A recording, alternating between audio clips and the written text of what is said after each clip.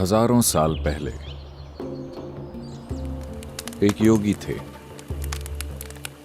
जिनका नाम था Sunira. We believe Sunira was just the next generation after Saptarishis.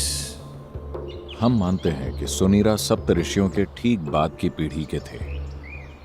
वो उन पहाड़ों में रहे और कार्य किया जो अभी नेपाल में है, और उन्होंने एक असंभव प्रोजेक्ट अपने हाथ में लिया था।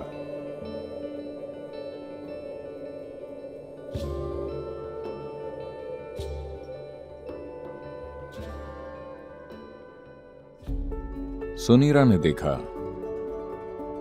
कि मानव चेतना का विकास हो सकता है अगर आप एक परफेक्ट इंसान तैयार करें जो हर तरह के लोगों को ये प्रदान कर सके। एक तरह से वो शिव की परंपरा से आए थे। कहीं ना कहीं उनका सपना था कि शिव की तरह एक दूसरा प्राणी बनाए। वो एक बार फिर से एक जीते जागते शिव बनाना चाहते थे, दुनिया के लिए एक परफेक्ट गुरु जो पूरी तरह बहुआयामी हो। सिर्फ इस तरह की शिक्षा या उस तरह की शिक्षा न दें जैसे शिव ने पूरी मानव चेतना और मानव शरीर की हर संभव रूप में खोज की थी। वो वैसा जीवित प्राणी बनाना चाहते थे, तो उन्होंने एक ऊर्जा शरीर बनाना शुरू किया उस तरह का।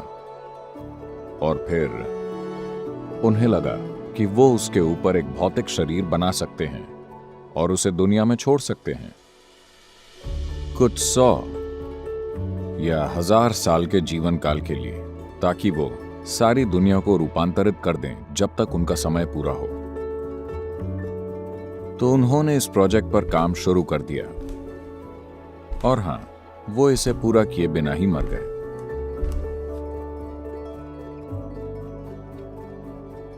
तो यहां और वहां इन 15,000 सालों में कई महत्वाकांक्षी योगियों ने उसी प्रोजेक्ट को उठाया जिसे सुनीरा ने छोड़ा था, और फिर से एक परफेक्ट गुरु के ऊर्जा शरीर को बनाने की कोशिश की जो मानव चेतना को रूपांतरित कर सके।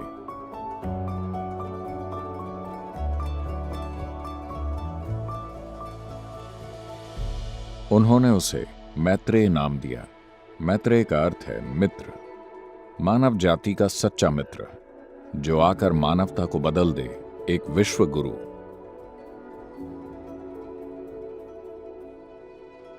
पीढ़ी दर पीढ़ी कई योगियों ने दोबारा सुनीरा के उसी अधूरे प्रोजेक्ट को पूरा करने की कोशिश की। यह हमेशा यौगिक परंपरा का हिस्सा रहा है, लेकिन पिछली सदी में यह सतह पर आ गया। यह समाज के सामने आया क्योंकि थियोसोफिस्ट ने उस पर काम किया था। एनी बेसेंट, लेडबीटर और मैडम जो भी उनका नाम था, मैं बोल नहीं पाऊंगा, ब्लावत्स्की, उन तीनों ने इस पर काम शुरू किया। उन्होंने कहा हम इसे पूरा करेंगे। उन्होंने तंत्र विद्या के ज्ञान को बड़ी मात्रा में इकट्ठा किया। शायद पिछले कुछ 100 सालों में पहली बार, और निश्चित रूप से पहली बार, पारंपरिक तरीके से नहीं बल्कि आधुनिक तरीके से उन्होंने इस प्रोजेक्ट पर काम शुरू किया।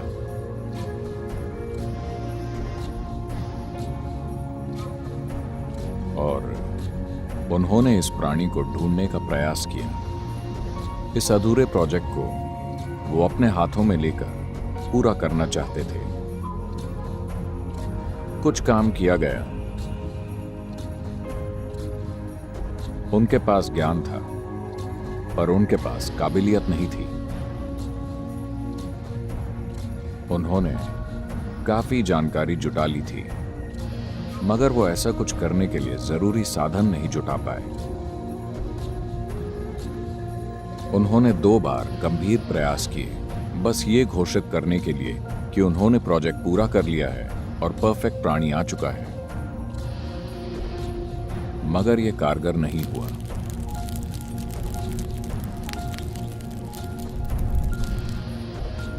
एक और समानांतर रेखा भी खींची जा रही थी। पिछले कुछ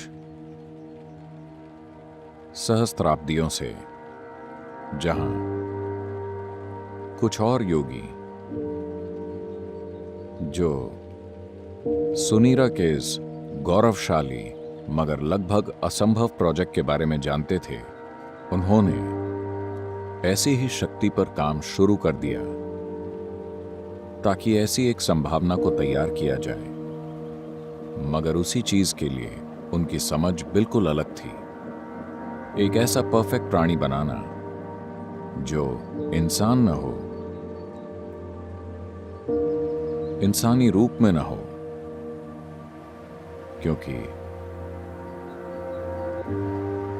क्योंकि इसे एक इंसान में डालना एक ऐसी संभावना को इंसानी सिस्टम में सभी क्षमताएं हैं, पर फिर भी इसमें उसे थामने के लिए सीमा की जरूरी समग्रता नहीं है।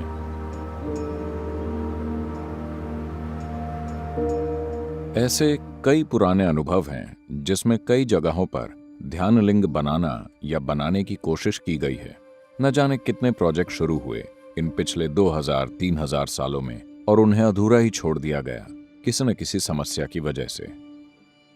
भोजपुर में एक ध्यानलिंग बनाने की कोशिश की गई थी लगभग 1000 साल पहले, 1000 साल से थोड़ा और ज्यादा। एक स्थानीय राजा ने इसमें सहयोग किया था, तो इसमें खूब पैसा लगाया गया और उन्होंने एक भव्य मंदिर बनाया जो अधूरा है, और बाकी योजना उन्होंने पत्थर पर बना दी। आप जानते, क्योंकि उस समय ड्राइंग बोर्ड नहीं होते थे, उन्होंने एक पत्थर को समतल किया और पत्थर पर मंदिर की विस्तृत योजना बनाई जिसमें इसके निर्माण की सभी जानकारी थी। उनके पास एक भव्य योजना थी, एक सुंदर व्यवस्था और सब कुछ था, मगर कुछ चीजों के कारण वो आधे में ही रुक गया। सिर्फ लिंग पर ही उन्होंने 3 साल से अधिक काम किया। उस पर 14 लोग काम कर रहे थे। एक योगी थे जिन्होंने ये पूरी प्रक्रिया शुरू की थी, और इन्होंने 2 साल से ज्यादा काम करके ये 14 लोग तैयार किए, 7 पुरुष और 7 स्त्रियां, जिनमें जबरदस्त या असाधारण क्षमता थी, और उन्होंने ये काम शुरू किया। They created this lingam almost 95% done. उन्होंने इस लिंग को लगभग 95% बना दिया था, मगर उसी समय एक आक्रमण हुआ।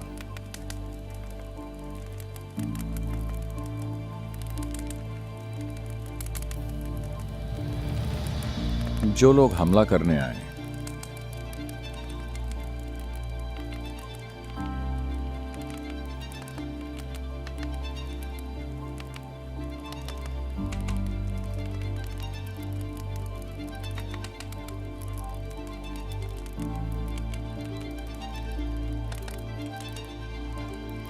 उन्होंने इन लोगों को कुछ ऐसी स्थितियों में पाया जो उन्हें बहुत अजीब लगा,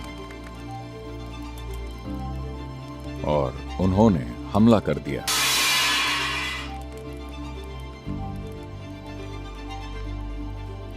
उस हमले में योगी का बायां पैर कट गया। शरीर में इस चोट के कारण वो आगे का काम नहीं कर पाए, तो उन्होंने तय किया कि कुछ योगी खुद लिंग में समा जाएंगे और इस काम को पूरा कर देंगे।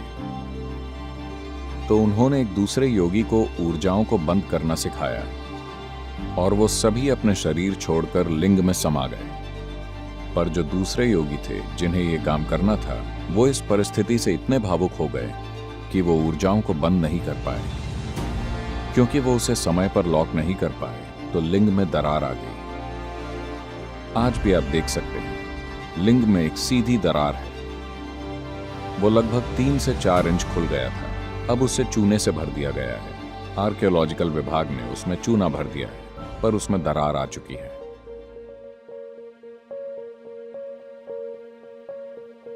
ऐसी संरचनाएं बनाना कई योगियों की इच्छा रही है, क्योंकि आत्मज्ञान के साधन बनाना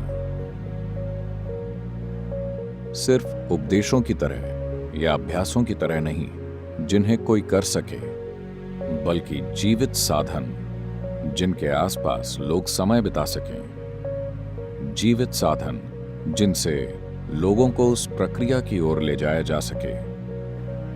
ये हमेशा से योगियों की सबसे बड़ी इच्छा रही है। One of them who had such a desire fixed me up for the job. ऐसी इच्छा वाले एक योगी ने इस काम के लिए मुझे चुना।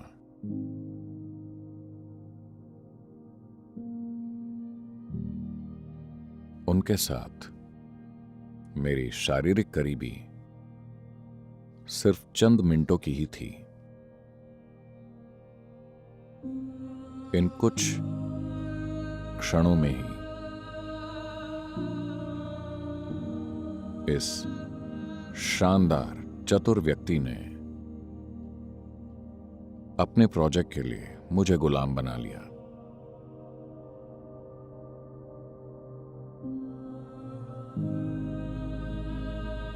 मैंने हर काम बस इसे साकार करने के लिए किया, क्योंकि ये मेरे गुरु का सपना था। ये उन्हीं की दूरदर्शिता थी कि ध्यानलिंग स्थापित किया जाना चाहिए।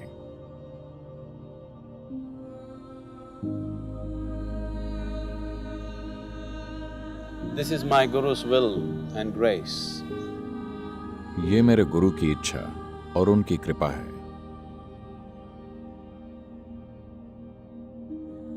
मेरे ख्याल से मुझे उस पागलपन के बारे में कुछ बताना चाहिए जहां से मैं आया हूं। After 2 lifetimes of heartbreaking sadhana, बहुत तीव्र, वाकई दिल तोड़ देने वाली साधना, इन 2 जीवन कालों के लोग मुझे शिव योगी बुलाते थे। और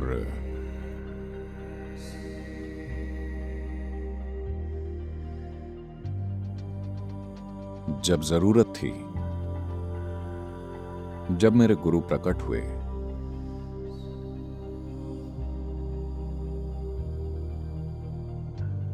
और जब उन्हें लगा कि मुझे छूना ठीक नहीं होगा, तो उन्होंने अपनी छड़ी से मुझे छुआ। and everything that needs to be realized was realized. और वो सब जो जागृत होना जरूरी था, वो जागृत हो गया। मैं उस परम बिंदु पर था जिस पर कोई भी चीज हो सकती है।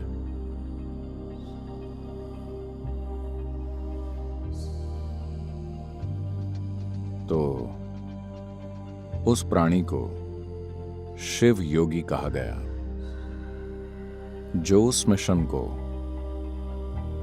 पूरा करने की कोशिश कर रहे थे जो उन्हें सौंपा गया था, सफल नहीं हुए।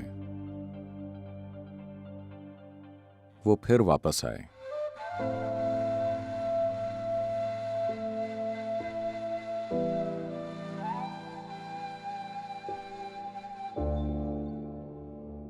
सद्गुरु श्री ब्रह्मा के रूप में।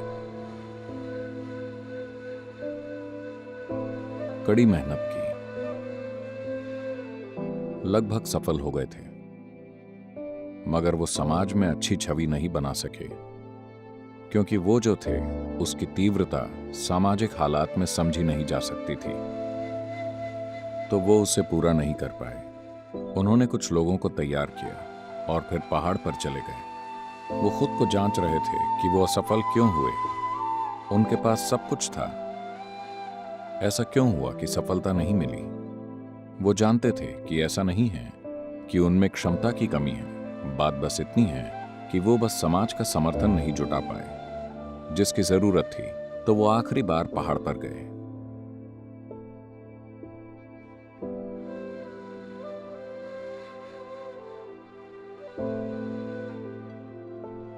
ऊपर जाने से पहले उन्होंने घोषणा की यहाँ तलहटी पर उनके कुछ शिष्य वहां इकट्ठा हुए। सब ने पूछा, अब क्या करें? He said, even Tirpi Varwan, that means this one will be back again. वो बोले, इवन तिरपी वरुवन, मतलब ये फिर लौट कर आएगा। और वो आखिरी बार पहाड़ पर गए।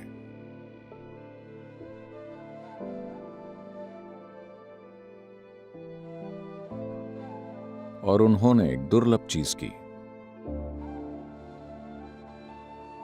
उन्होंने एक ही समय पर अपने 7 चक्रों से अपना शरीर छोड़ दिया। यानी वो बस खुद को जांच रहे थे। वो जानते थे कि ऐसा नहीं है, मगर फिर भी कुछ असफल हो तो सबसे पहले आपको अपने दोष जांचने चाहिए। तो वो देख रहे थे कि क्या मैं सक्षम नहीं हूं या उतना सक्षम नहीं हूं। तो उन्होंने अपने 7 चक्रों से अपना शरीर छोड़ दिया। ये असाधारण ऊर्जा, बिल्कुल अलग ऊर्जा जो कहीं और नहीं है, आप 7वीं पहाड़ी पर महसूस कर सकते हैं।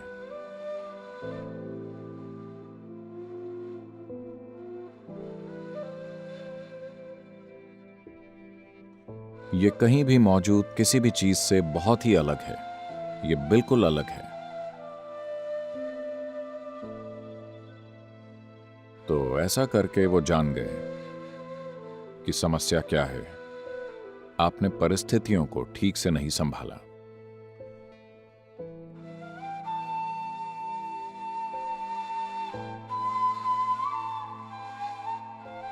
इस बार जब हम आए तो हमने सारी योजना उस बिंदु तक बनाई जहां हमने तय किया कि कुछ लोग जिनकी मुझे जरूरत होगी वो कहां, किस कोख से जन्म लेंगे और कैसे। सब कुछ तय किया गया और सब कुछ वैसा ही हुआ।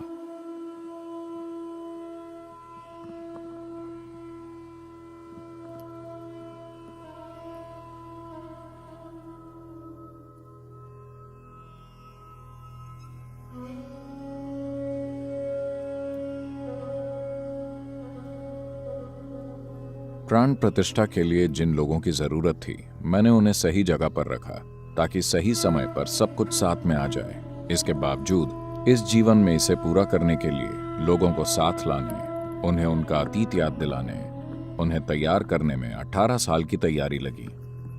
यह आपके लिए परी कथा जैसा है, मगर यह ऐसी चीज है जो हमारे लिए एक जीवित सच्चाई है। तो प्राण प्रतिष्ठा की प्रक्रिया में 3.5 साल लगे, जो बहुत तीव्र प्रक्रिया थी। जिन लोगों ने इन चीजों को होते देखा, उनका जीवन पहले से बिल्कुल बदल गया है। ऐसी चीजें जिनकी उन्होंने कभी सपनों में भी कल्पना नहीं की थी, उन्होंने देखी। उन्हें अब भी विश्वास नहीं होता कि उनकी मौजूदगी में वाकई ऐसा हुआ।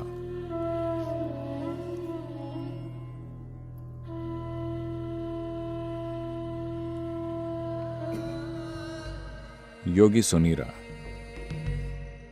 उन्होंने जीवन भर इस पर काम किया और उनके जीवन के अंत में जब ये परफेक्ट प्राणी बनाने का उनका सपना अधूरा रह गया, तब योगी सुनीरा ने एक भविष्यवाणी की। आज से बहुत लंबे समय बाद, बहुत ज्यादा लंबे समय के बाद मेरे द्वारा शुरू किया गया ये काम पूरा होगा और गूंजेगा। यहां नहीं, बल्कि दक्षिण के हरे भरे पर्वतों में। हमारे पर्वत हरे भरे हैं और हम दक्षिण में हैं।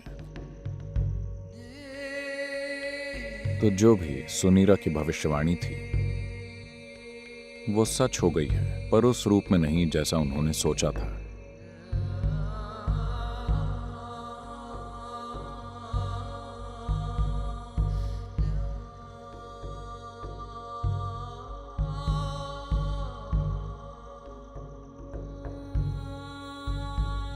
ध्यानलिंग एक जीवित गुरु की तरह है। एक आध्यात्मिक साधक के जीवन में गुरु की भूमिका सिर्फ शिक्षा या मार्गदर्शन देना नहीं है। सबसे बुनियादी चीज जिसकी वजह से एक आध्यात्मिक साधक गुरु की तलाश करता है, वो ये है कि एक गुरु उसकी ऊर्जा को एक अलग आयाम में जागृत कर सकता है। एक आध्यात्मिक साधक के जीवन में गुरु की भूमिका का ये पहलू ध्यानलिंग ने बहुत अच्छी तरह पूरा किया है। एक बार ध्यानलिंग के घेरे में आने के बाद कोई व्यक्ति अपने अंदर मुक्ति का आध्यात्मिक बीज बोए जाने से नहीं बच सकता।